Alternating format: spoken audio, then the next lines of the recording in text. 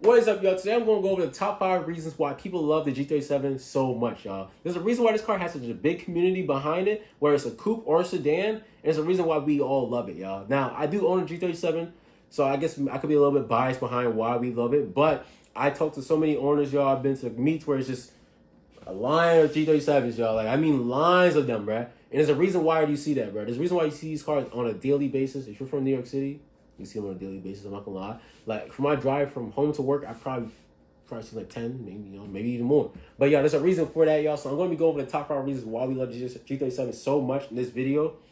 So stay tuned, because you guys definitely not gonna miss this. And if you're looking for one, bruh, like I said, you're gonna love this, bruh. All right, y'all, so let's start off with number 5, the practicality and the options that you have with the car, y'all. Now, like I said, you could get a sedan or a coupe. If you want to have friends, family in the car, you can get a sedan. If it's just you and your girlfriend, or just you get a coupe. You know what I'm saying? Maybe you hoeing, I ain't gonna lie. Maybe you know what I'm saying, maybe you want to be a treat this summer, 2025 summer, and you get a coupe.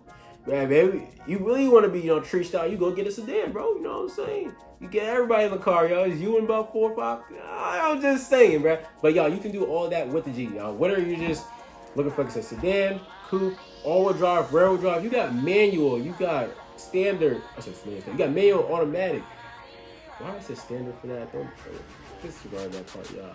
Sometimes I'll be a little, jumpy and stuff like that. If you're new here around and you never seen me before, sometimes I can talk a little fast, I can be a little jumpy. So just make sure you bear with me and listen to what I'm saying. Because all the stuff I'm saying to you guys is very important. I promise you. This is exactly why.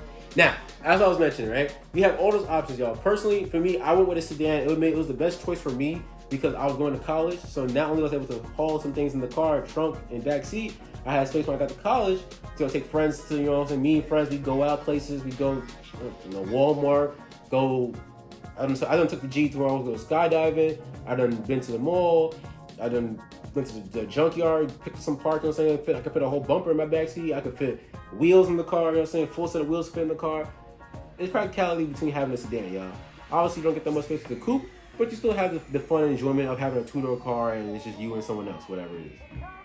Now, obviously, practicality is awesome, y'all, but there's reasons why we love this car, and it's honestly just going to be more so the looks.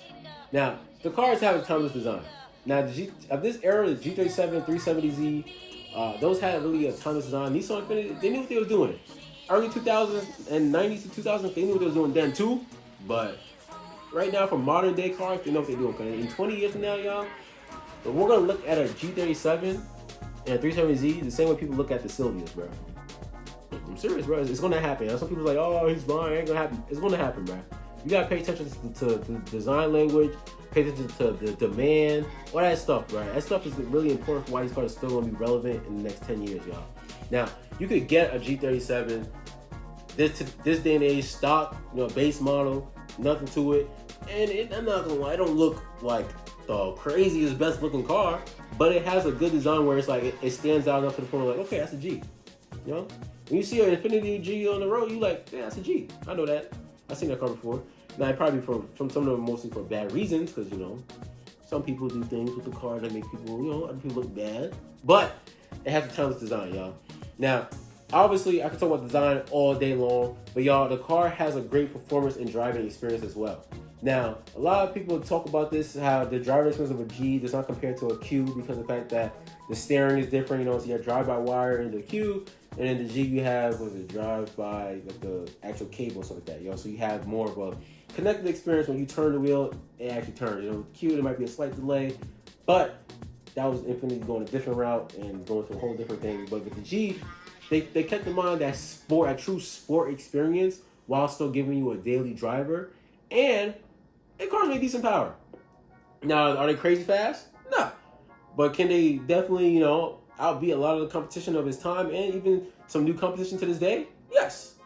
If you don't believe me, look up some numbers, y'all. Go look up some races. Look up a stock G37 versus, I don't know, stock 3 Series or other cars, Chevy Malibu or Toyota Camrys. Other stuff like that. Look them up, bro. You see how they compare pretty good.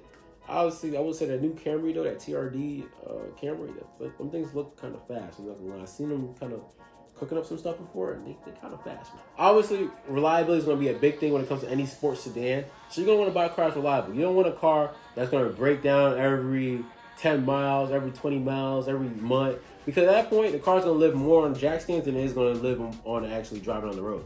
Now, these cars, in my opinion, live more on the road than they do on the stand, bruh. Now, major problems that could potentially happen are honestly, a lot of them can depend on the owner, bruh. You take care of the car going to take care of you. That's kind of a cliche statement, but it's a true statement, y'all. Oil changes, intakes, tune-ups like that, transmission, all that stuff. You take care of that stuff, bro, the car gonna last you a long time. I've literally seen G's at 300, 400,000 miles, y'all. And I mean that, like, the original motor, original transmission. I saw one, bro, a coupe, too. So, you know, the coupes kind of go when people be cooking in them, bro, but 333,000 miles.